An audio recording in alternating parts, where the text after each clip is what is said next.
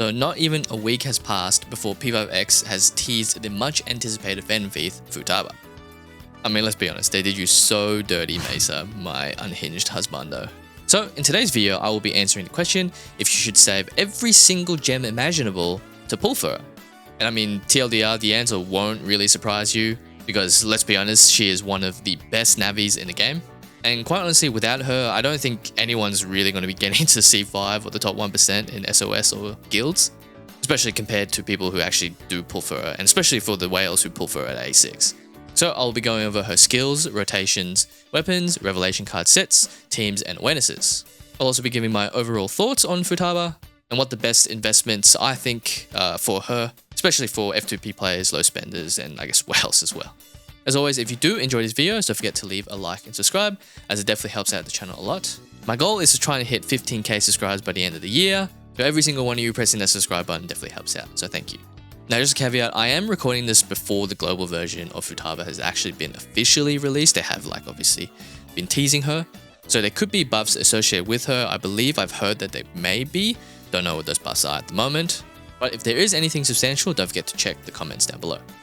So Futaba is an attack scaling Navi unit whose main selling point is that she can increase weakness damage, and also has a weakness implant with her S3 after her hack complete status. She's the only unit in the game that can actually do this weakness implant type of deal, which already makes her inherently really strong. So at A0, you gain 5% analysis progress after allies use a Persona skill. Additionally, you gain 15% analysis progress when allies deal weakness damage with Persona skill, a follow-up, highlight, or theurgy. You also increase all allies damage by 10, 15, 20% under the hack complete status, and this scales with Futaba's level 1, 50, and 70. So basically all this means is that she works great in teams that exploit specific enemy or boss weaknesses, which is great because every bit of content in this game, I mean, you'll need a team to do exactly that. Now her weakness damage increase is actually quite a lot as well, which you'll be able to see from her skills. So skill 1, Silent Hacking, decreases all foes' defense by 6%, plus an additional 0.53% for every 100 attack for 3 turns. Now this also scales up to 4600 attack at max skill level.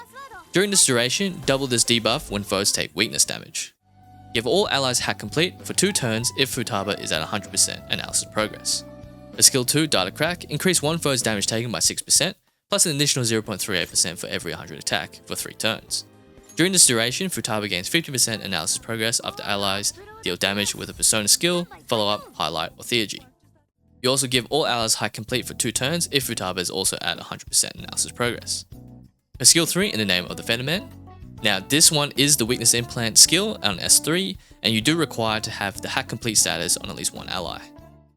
Any ally that has hack complete, increase that ally's attack by 237, plus an additional 21.7 for every 100 attack for 2 turns. Then inflict Disruption Virus based on the target's element to all foes for 1 turn. Now Disruption Virus is basically the weakness implant, change the target's resistance.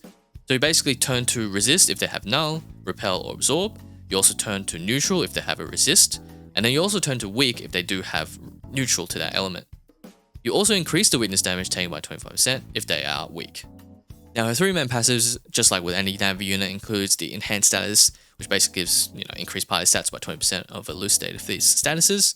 Playfulness, at the start of battle, gain 100% analysis progress, which basically means you can essentially weakness implant on turn 2 after giving your team the hack complete status. And then Cleanup. Give all allies 30% attack shield for 3 turns when they are in the hack complete status. Now I did tell everyone that Puppet will no longer see any use, and I mean if Futaba can do damage, def down, etc, and increase weakness damage but also give a shield, then I mean Puppet's, sorry Puppet. So essentially what this means is that her basic skill rotation will be to use skill 1 to apply def down and give hack complete to allies, and then you essentially use skill 3 to implant weakness onto the enemy. Once this is done, you will need to regain analysis progress by hitting weaknesses, or if the situation dictates, you can use skill 2 to speed this process up because it automatically gives 50% after any ally deals damage with a Persona skill, follow-up, or highlight. It doesn't have to be weakness damage. Ideally though, you will never really use skill 2, and you basically just S1 until you have hack complete into S3, and then you essentially repeat that process. Now keep in mind, with her A0 passive, after allies use a Persona skill, you do gain 5% of analysis progress, but if you do hit weaknesses or if you use skill 2, you do gain 15%, so you want to make sure that you're doing this at all times. Pretty straightforward setup. You basically just S1 until you get hack complete, and then S3, and then rinse and repeat. So just like with any other weapon in P5X, it's really only up to her signature weapon as well as her 4-star. Her 5-star weapon, Almighty Chip, increases attack by 30%.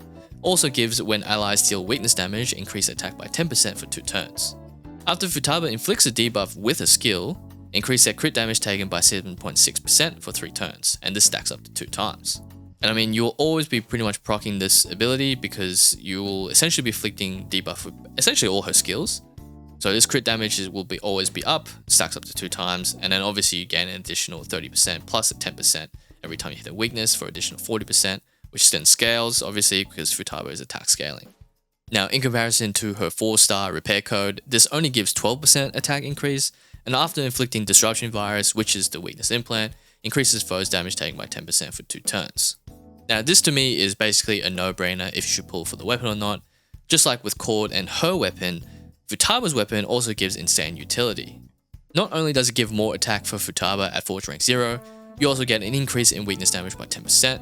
Pair this with her skill 1 and Death Down, you can get approximately up to 20 to 25% additional damage when hitting an enemy's weakness, not to mention the additional crit damage when you inflict a debuff. And again, these effects will pretty much always proc, as you will always just use Futaba skills, like skill 1 is a Death Down for example.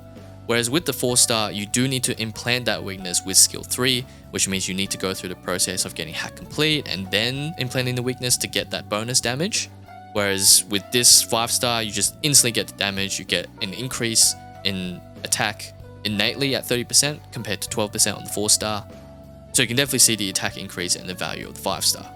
Now I will reiterate this, from testing you can with Futaba at A0 as well as the weapon, you are dealing an additional approximately 1.45 times weakness damage as opposed to 1.25 times weakness damage, and that's how the damage multiplier works in terms of weaknesses in P5X. So you are increasing your damage by approximately 20-25%, also, depending on revelation card sets, etc. So just keep that in mind. Basically, if you don't pull for the weapon, you are losing out about 20-ish% damage. So for her revelation cards, it's quite simple. You are looking for the 4-piece labor set for any elucidator. Basically, the 2 set increases HP, and the 4 set increases allies HP attack and defense by 8%. You will also be coupling this with the Resolve space card, and as you can see with the Resolve plus labor, when equipped by Elucidator Thieves, decrease the main target's defense by 10% for 2 turns when inflicting a debuff. And again, S1, which are basically bread and butter skill for Futaba, will always be inflicting the debuff. Now you can also slot in the Integrity space card, which definitely helps out with mono teams if you are using Futaba with mono teams, and also gives an additional attack and defense as well as HP for each team member of the same element. Now either one works fine, but the Labor and Resolve set is more universal for more generalized teams, but again, Integrity, you probably do eke out a little bit more damage because you are getting basically the attack increase as well as HP increase with the attack scaling for most DPS carries. Now for teams, any teams work well with Futaba generally, but the best teams I found on, at least on units for global currently, would be DPS units that can hit multiple times in a cycle. Now Joker is a perfect example of this, who can use his additional move or additional attack when he has enough Rebellion stacks. Funnily enough, Yui as well is a great unit to use with her, as she does have the follow-up attack with Ichigaki, and she will be able to do this a lot of times as well during a cycle, especially after her highlight. Now both examples are great because this speeds up analysis progress by a lot, so if you can hit multiple times in a cycle or multiple weaknesses in a cycle, you will be able to gain the hack complete state much faster, leading to more debuffs and then the S3 weakness implant. In saying that, other teams that will work really well would be like Queen for example. Like Queen works well because her best team is basically consists of a mono team with Vino as well as Leon. You can also use other 4-star DPS units. You can even use Summer Closer for example, with Summer Moko in the follow-up. Anything that hits weaknesses multiple times in the cycle, anything that basically speeds up analysis progress for Futaba. So let's go over Futaba's awarenesses. At A1, you increase all allies crit rate by 12% when you are at 100% analysis progress, or when allies are in hack complete. Now A2, that's obviously swapped around on the global servers, would be when allies attack foes and the target have a debuff from you, increase their attack by 25%. When one ally takes a fatal blow, prevent it, and gives all allies 20% attack shield once per battle. Which means your A3 as well as your A5 will be your standard ability ups. Your A4 gain 1 stack of vulnerability analysis after any ally uses highlight theurgy up to 2 stacks.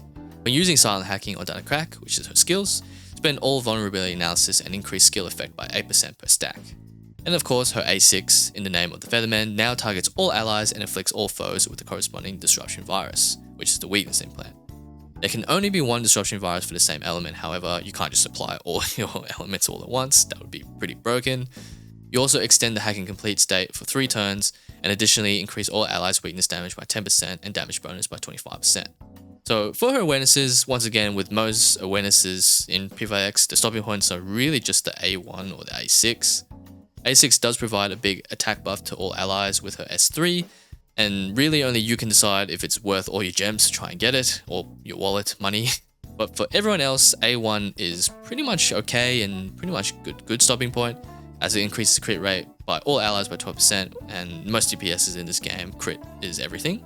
I will mention though that the A2 is actually quite nice, as it is basically a revive mechanic, but again, depending on gem counts and resources, I wouldn't really recommend grabbing it, especially if you are F2P. In fact, I probably wouldn't even recommend really grabbing the A1 either, as I mean, if you already have a pretty well built crit rate on, or crit cards on your DPS units, for example, then it's really not that worth. Futaba, in my opinion, is a must pull unit. It provides an insane increase into weakness damage while also providing weakness implant. For global content such as trials, this will help immensely, especially considering they took out some of the weaknesses for the latter halves of those trials. But with Futaba, for example, then you can probably finally get those 3 stars that you've always wanted, because you pretty much have to be on element in order to get 3 stars in those trials. But even for content outside of trials, as most enemies and bosses require you to have an on-element team to net high scores anyway, you will be losing out on about 20% damage without her. I can guarantee as well, if you don't have Futaba, you'll find it very difficult to C5 and even top 1% compared to other players who do have her.